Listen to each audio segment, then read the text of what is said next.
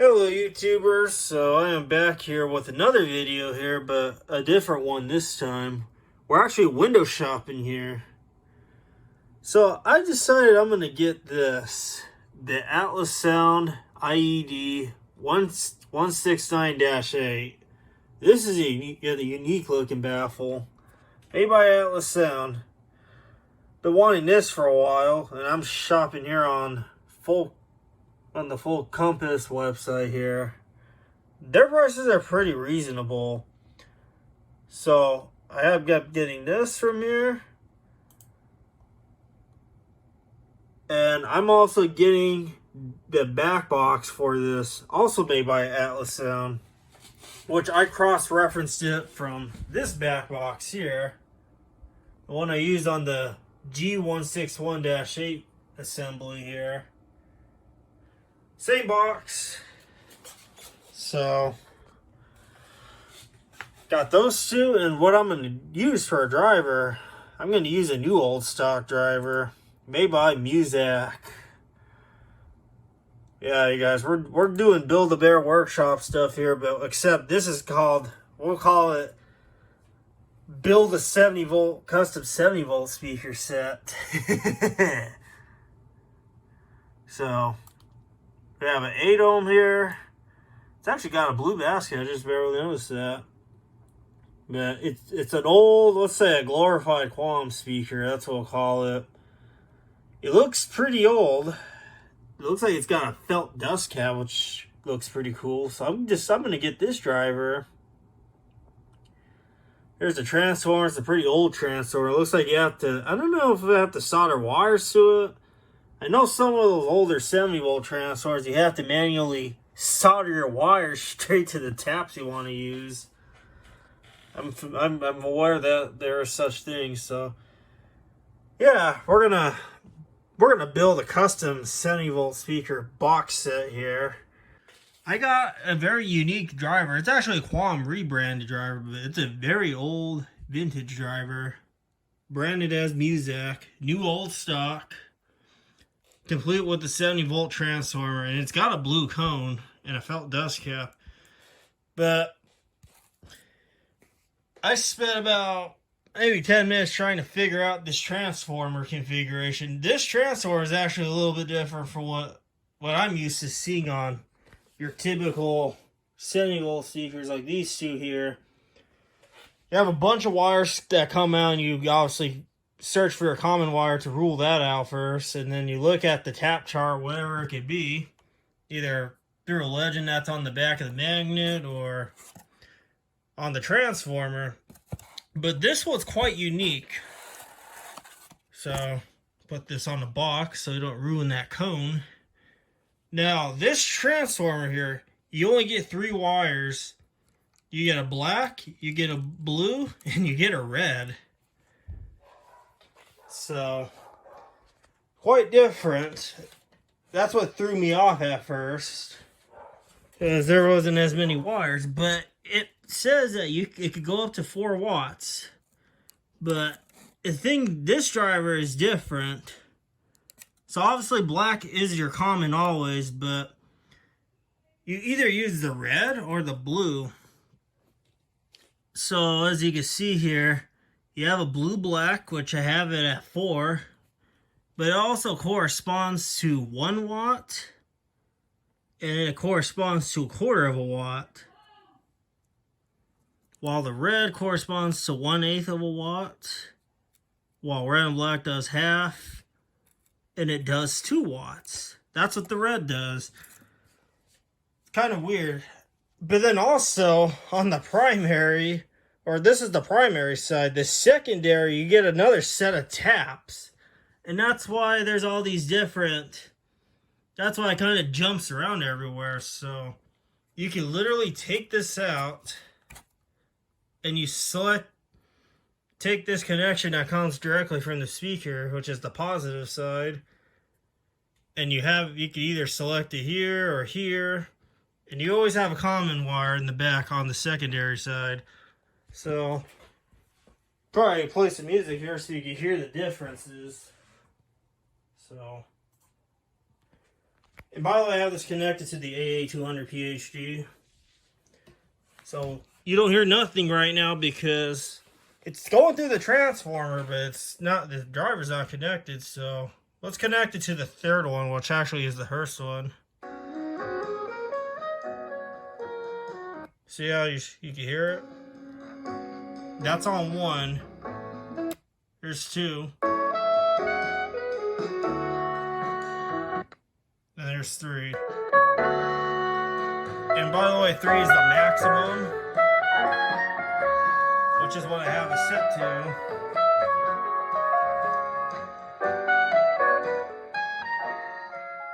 So yeah, it'll throw you for a curveball.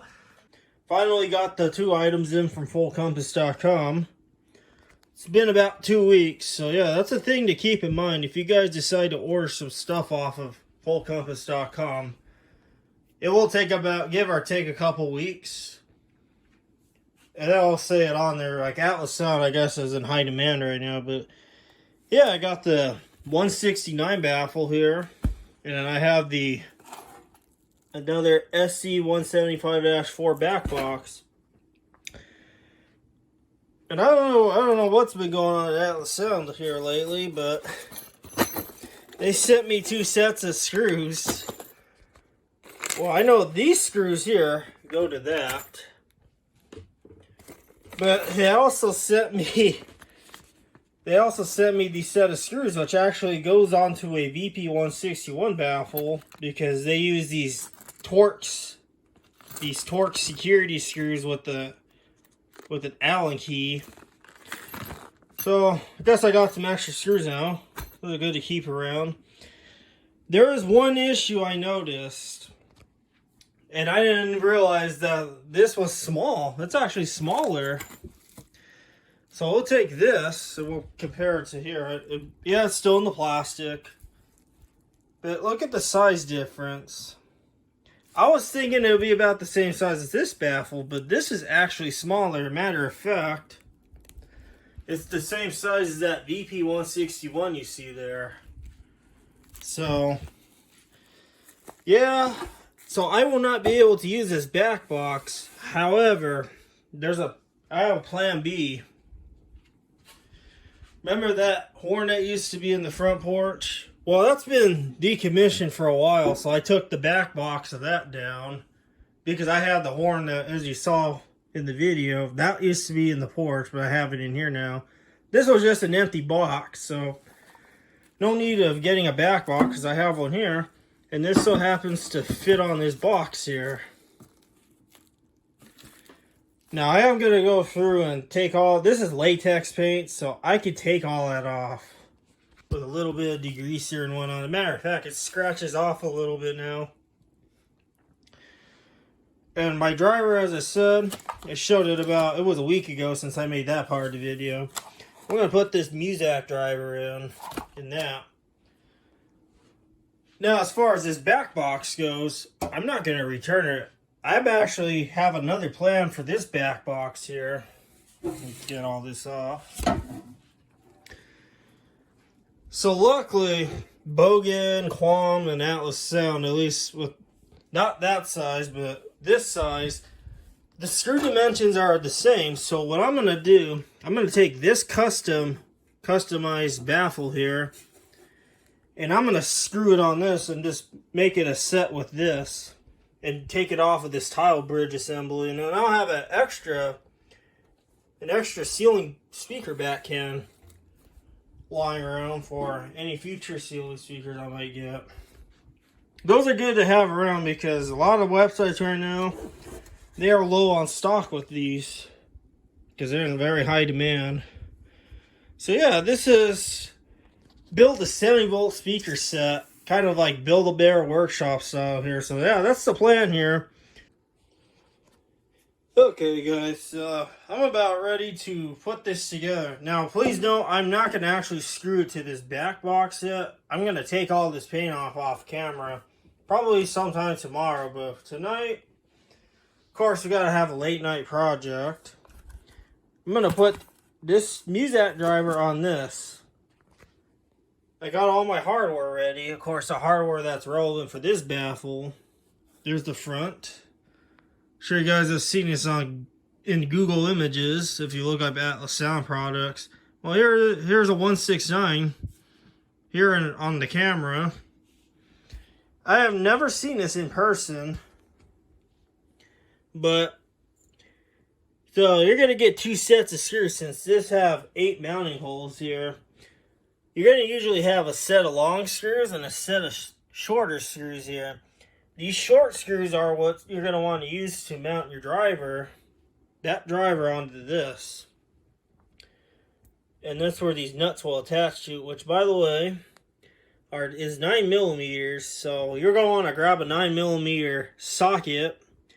You don't need a ratchet, just finger tying it. Don't go crazy, because if you go crazy, you could actually warp the baffle a little bit or even scratch your driver up a little bit. So you don't want to do that.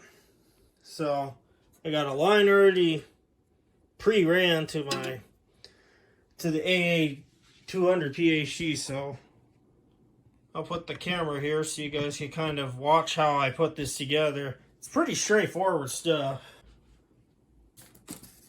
So here's the driver here again. Blue cone, new old stock.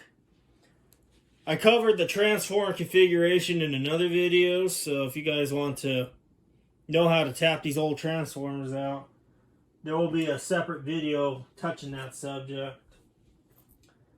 Now, it's a bit tricky to get these screws in at first, because you're going to want to go on a flat surface, which I know the bed isn't a good example, because it's kind of, you know, it kind of is squishy.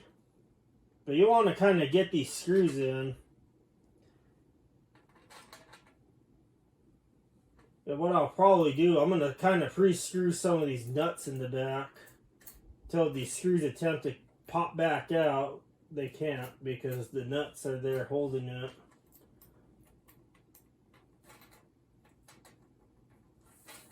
You don't want to put them in all the way, but I'll probably show it to you guys here.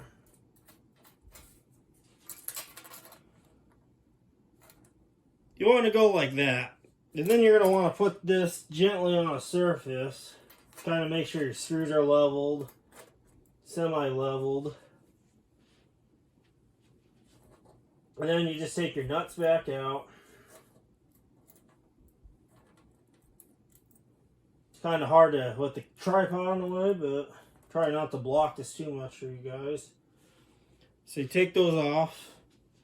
Take this driver here. We're going to put it on in its new home. New old stock. Mismatched too at the same time. Now this is where you can poke the cone accidentally. So some of the drivers, it's very easy to poke the cone because of the design.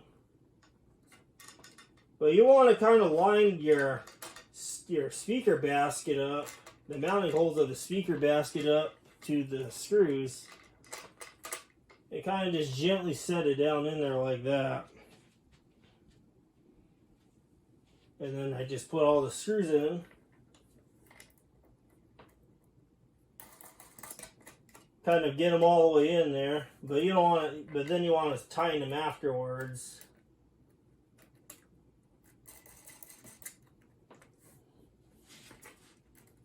This is how I put these together.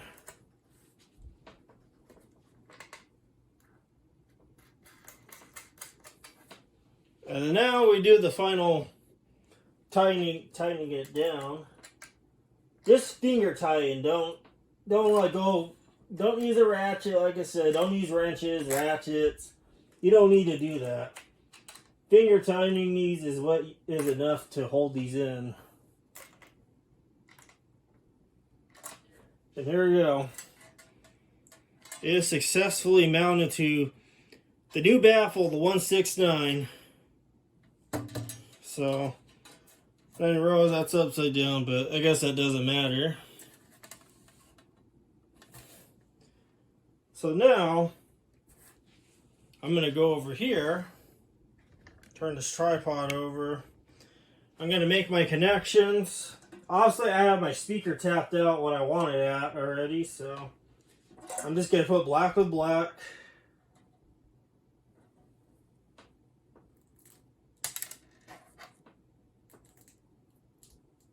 And then just, I don't know, we can use whatever you have. I just happen to have these gray wire nuts here handy. You know, I have a million more of these things in various places around here. So there we go. And all I have to do is just, and keep that, and here, this is also, just to keep in mind, I have this capped off. We don't need to leave extra taps, you know, floating around in the back box. And you simply just put this right onto the back box. And it does look like that all the mounting holes do line up to this back box here, so this happens to work. So now, I'm ready to jam out. And then I'm just going to go over here,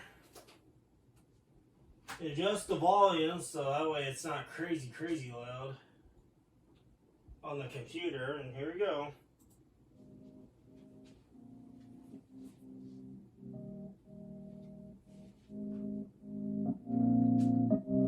So there you go.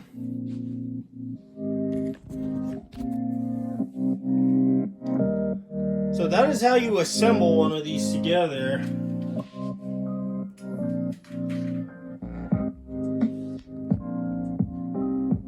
I'm actually surprised about how much bass this Muzak puts out. So yeah, that is how you build a custom speaker.